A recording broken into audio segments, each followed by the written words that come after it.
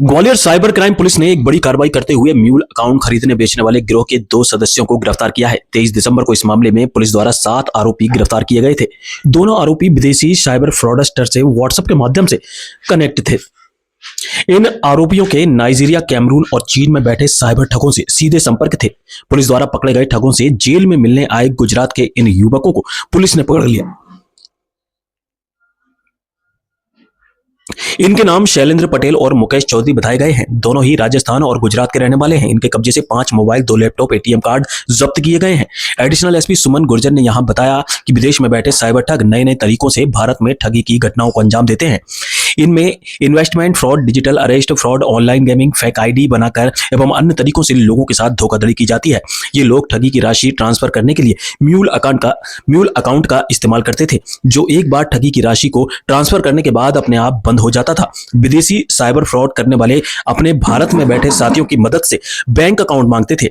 यह लोग अभी तक सैकड़ों लोगों के म्यूल अकाउंट बनवा चुके हैं और राशि ट्रांसफर कर चुके हैं।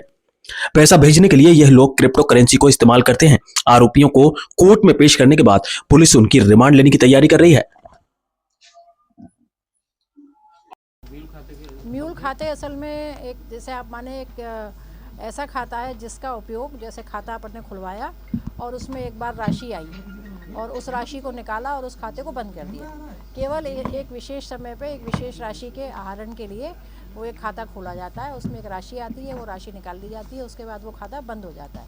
म्यूल यानी कि भारवाहक, एक तरह से वो उस पैसे के ट्रांजैक्शन के लिए, उस पर उस पैसे का आहरण करने के लिए उस खाते का उपयोग होता है। बस जैसे मान लो किसी का अपन ने डिजिटल अरेस्ट से पैसा मंगवाया, अब जो विदेश में बैठे लोग जो साइबर फ्रॉड का काम कर रहे हैं वो विदेशी खातों में तो पैसा मंगा नहीं सकते, किसी इंडियन अकाउंट में ही पैसा मंगाएंगे।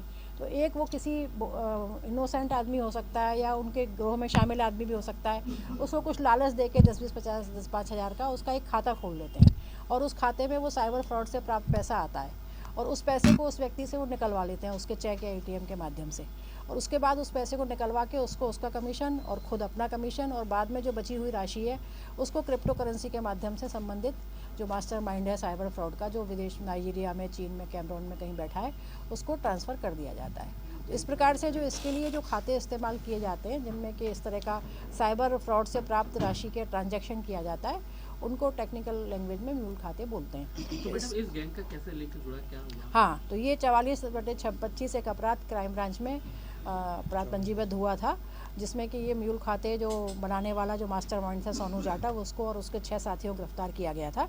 इनके जब कॉल डिटेल्स और इनके व्हाट्सएप चैटिंग से सब निकाले गए तो इसमें कुछ विदेशी नंबर मिले, और जब उन नंबरों के आईपी एड्रेस पता किए तो उसमें एक गुजरात का आया, और गुजरात के उस नंबर की पूरी जब तहकीकात की गई, उनकी व्हाट्सएप चैटिंग, व्हाट्सएप कॉल, ये सब निकाली गई, तो ये 2 आरोपी शैलेंद्र पटेल और मुकेश कुमार चौधरी, ये दोनों गुजरात के रहने वाले हैं। सिरोही का है एक गांधीनगर का है।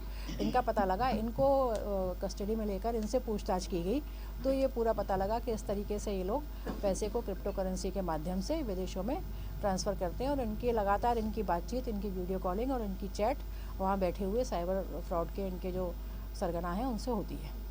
कौन से देशों से लिंक निकला है? हाँ, नाइजीरिया, कैमरून और चाइना से इनका मेन लिंक निकला है, और इसमें पुलिस के द्वारा आगे भी लगातार इन्वेस्टिगेशन करके इसको पूरा, इस नेक्सस को खुलासा करने का कार्य किया जा रहा है। हाँ, इनके पास से एटीएम बरामद किए गए हैं, 2 लैपटॉप और 5 मोबाइल बरामद किए गए हैं। ये एटीएम जो इन्होंने जो खाते खोले हैं उनसे संबंधित है। इसमें ये पता भी सामने आया कि कितनी रकम इन्होंने ट्रांसफर? ये करोड़ों में है ये रकम जो है, और इसको पूरा इसका एनालिसिस किया जाएगा। क्या जो आरोपियों से मिल रहे थे दूसरे खातों के उसमें आए थे, इसलिए पकड़ पाए गए? कैसे ये? नहीं, चूँकि आरोपियों के जो हम लोग जो आरोपियों के कॉल, व्हाट्सएप चैट थी, असल में कॉल तो नहीं था, उसका जब एनालिसिस कर रहे थे तो उसमें इनके संपर्क थे, उससे पकड़ में आए।